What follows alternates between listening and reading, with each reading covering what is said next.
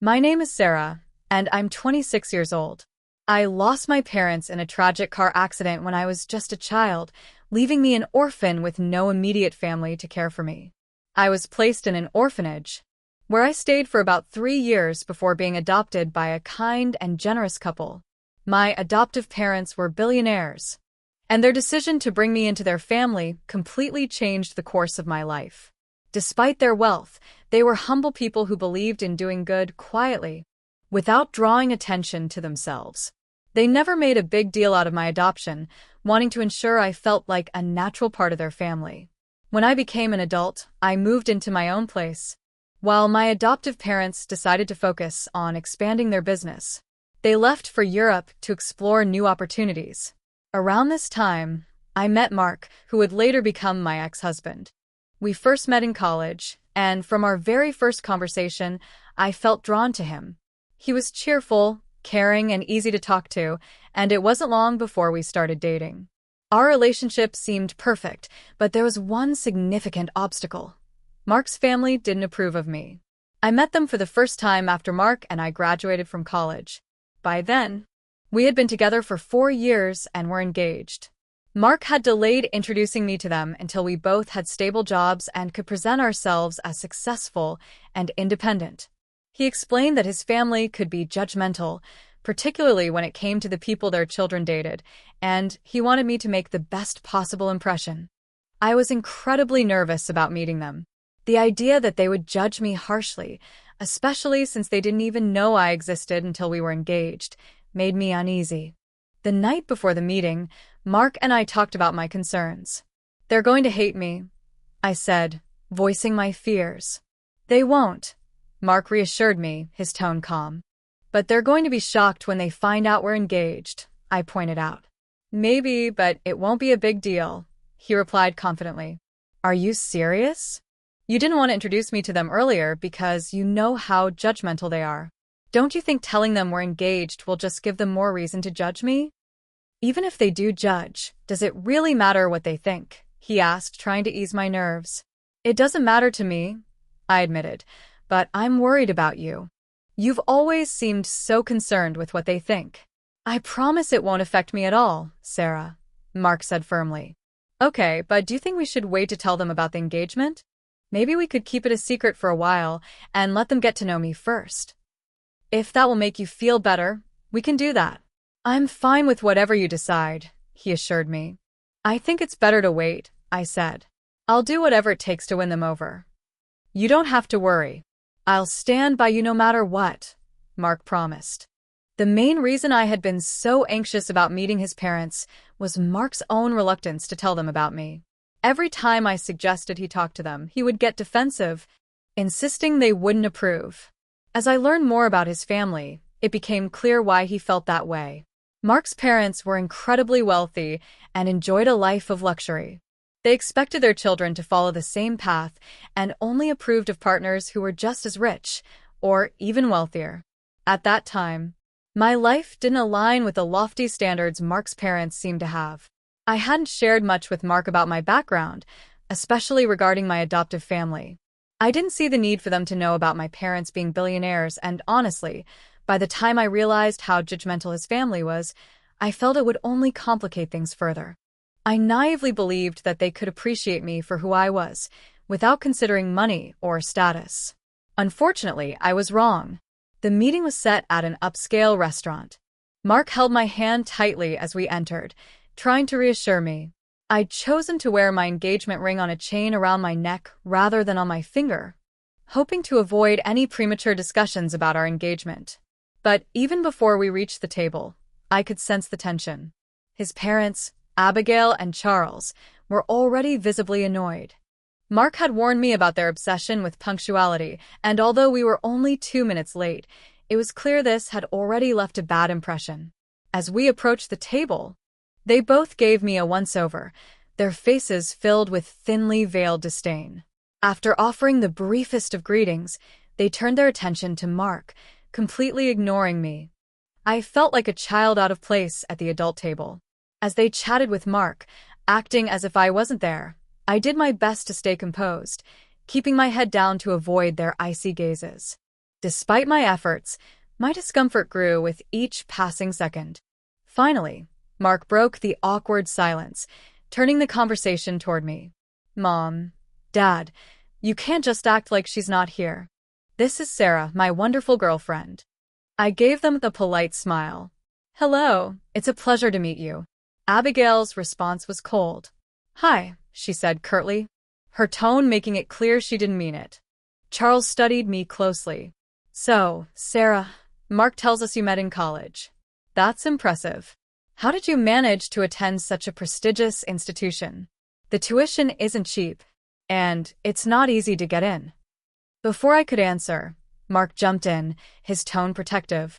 Dad, that's enough. You will not speak to your father like that, Abigail snapped. He's asking a fair question. Sarah, please tell us.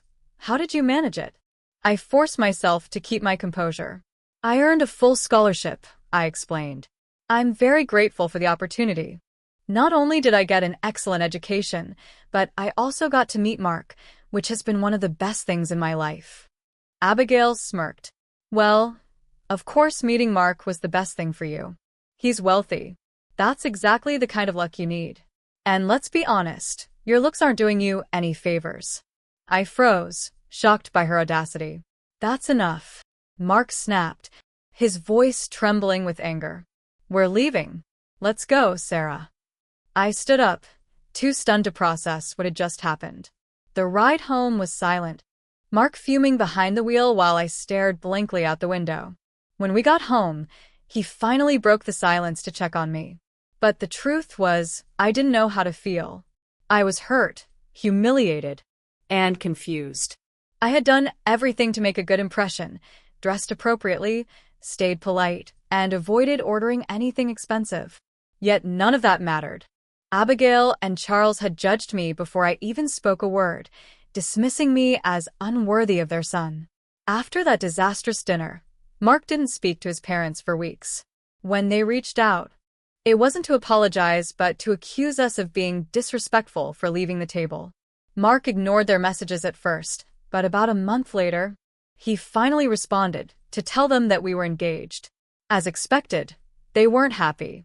Abigail sent a cold message expressing her disappointment, but Mark stood his ground. He warned them that if they said anything negative about me, he would cut off contact completely. For a moment, I was hopeful that Mark's support would be enough to protect me from their judgment. Little did I know, their disapproval was only the beginning of what would eventually tear our relationship apart. At that moment, Abigail's words struck me like a physical blow. Her venomous tone and cruel jab at my upbringing were worse than anything I'd experienced before. For a second, I was too stunned to respond. Excuse me? I finally managed, my voice shaking. How could you say something so cruel? Abigail didn't even flinch. I only speak the truth. You weaseled your way into my son's life and embarrassed this family at every turn. You don't belong here and you never will. Mark, who had been chatting with his siblings in the other room, walked in just as Abigail finished her tirade. He glanced between us, clearly aware of the tension but choosing to address his mother first.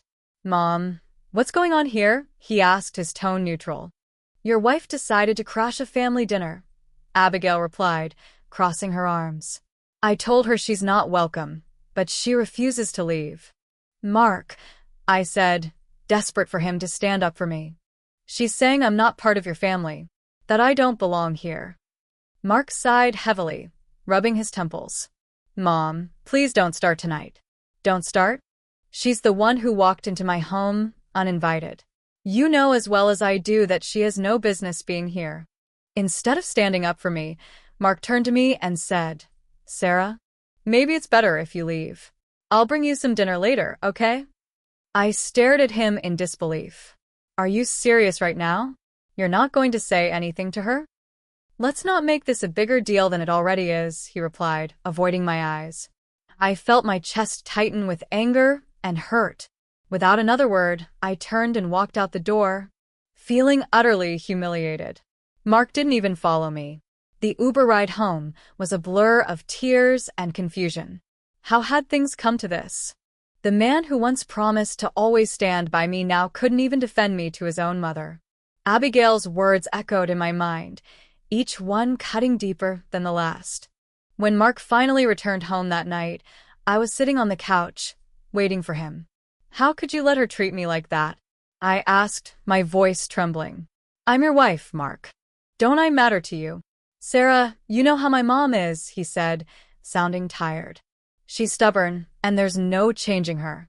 It's easier to just keep the peace." Keep the peace? By letting her insult me and throw me out of her house?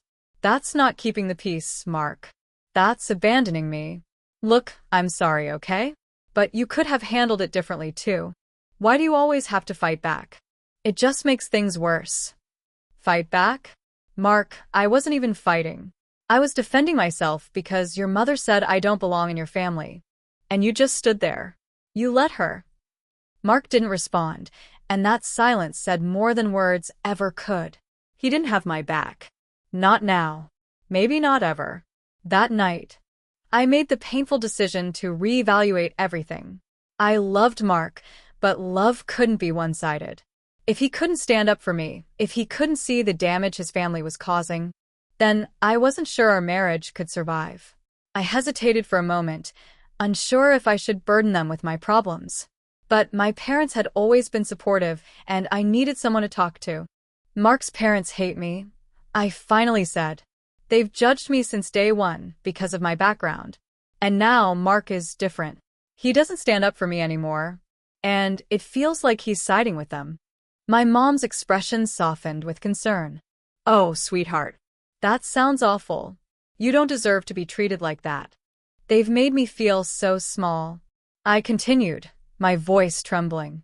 "They've called me ugly and poor, and they think I don't belong in their family. And Mark, he just lets it happen.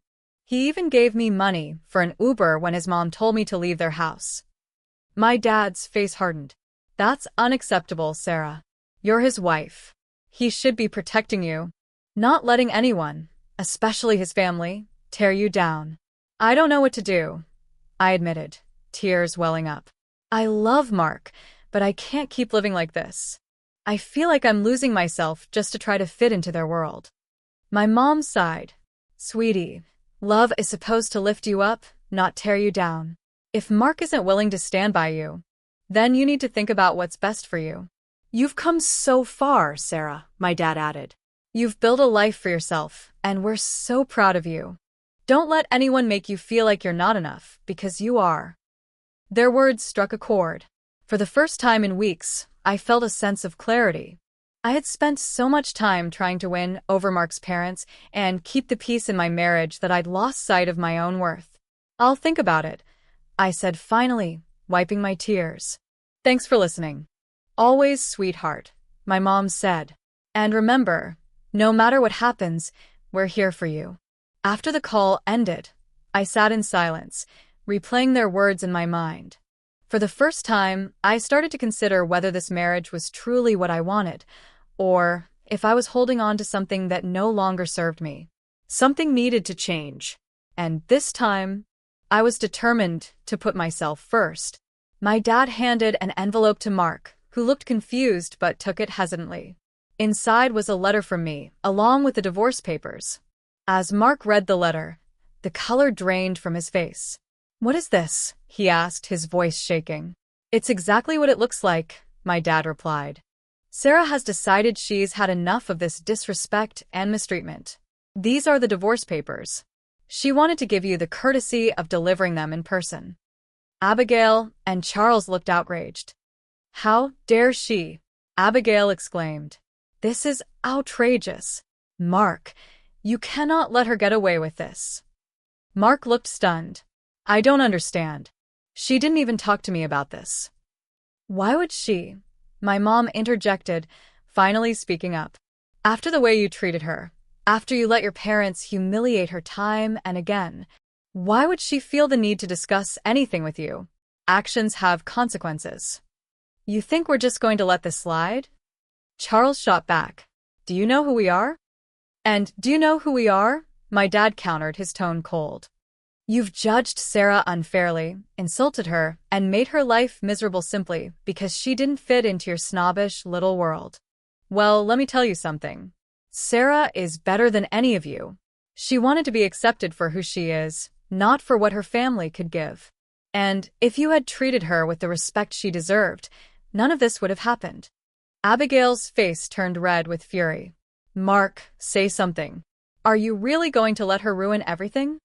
Mark just stared at the papers in his hands. I didn't know things had gotten this bad, he said quietly. Of course you didn't, my mom said. Because you didn't listen.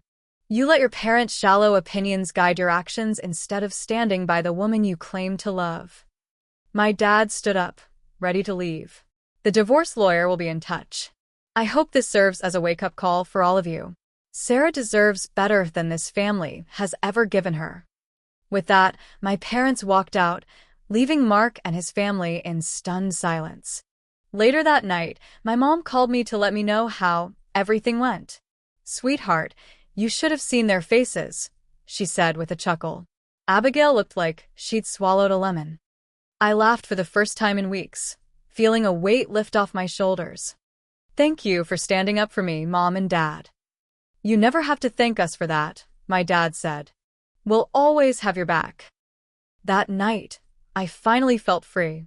It wasn't just about leaving Mark, it was about reclaiming my worth and surrounding myself with people who truly valued me for who I was. It was the beginning of a new chapter, one where I finally put myself first. After handing Mark the divorce papers, my dad left the restaurant without another word, leaving Mark and his family stunned. Within days, my dad made a few strategic phone calls to key investors tied to Charles's business. It didn't take long for their financial empire to begin unraveling. Watching their smug confidence crumble was a poetic justice I never knew I needed. Not long after, I started receiving a flood of texts from Mark's family. Some were venomous, calling me ungrateful and manipulative, while others pleaded with me to convince my dad to stop what they called his ruinous meddling. I ignored every single one of them. They had only themselves to blame for their downfall. To my relief, Mark signed the divorce papers without a fight. It stung to lose the man I had once loved deeply, but I knew it was the right choice for both of us. He had chosen his family's shallow values over our marriage, and I deserved better. After everything was finalized, my parents whisked me away on a long vacation. It was exactly what I needed. Together, we explored new places, created beautiful memories, and helped me rediscover my strength.